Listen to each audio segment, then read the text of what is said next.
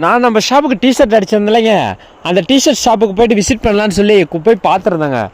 அவரு வந்து பார்த்தீங்கன்னா நல்லாவே வெல்கம் பண்ணாருங்க. பேசிட்டு டிஷர்ட்லாம் எப்படிங்க இருந்தது, எதாவது கரெக்ஷன் அப்படின்னு சொல்லியிருந்தாங்க. ஏங்க இதில் போய் எதாவது கரெக்ஷன் இருக்குமாங்க, சூப்பராக இருந்ததுங்க சொல்லிட்டு அவங்ககிட்ட கொஞ்சம் கலந்து பேசிகிட்டு இருந்தாங்க. அப்புறமேட்டு பார்த்தீங்கன்னா கலெக்ஷன்லாம் காமிச்சிட்டு இருந்தார். அதையும் பார்த்துட்டு இவர் சொன்னதில் பார்த்தீங்கன்னா இப்போ வர ஆயுத பூஜைக்கு தீபாவளிக்கும் ஆர்டர் ஹெவியாக எடுத்துகிட்டு இருக்காருங்க.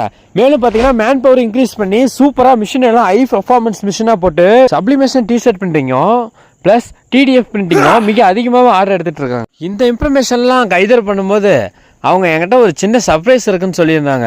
என்னோட பார்கோடும் ஷேர் பண்ணியிருந்தாங்க. என்னடான்னு பார்த்துட்டு கொஞ்ச நேரம் பார்த்துட்டு காஃபி ஷாப்பு டீ சாப்பிட்டுட்டு இருந்தாங்க.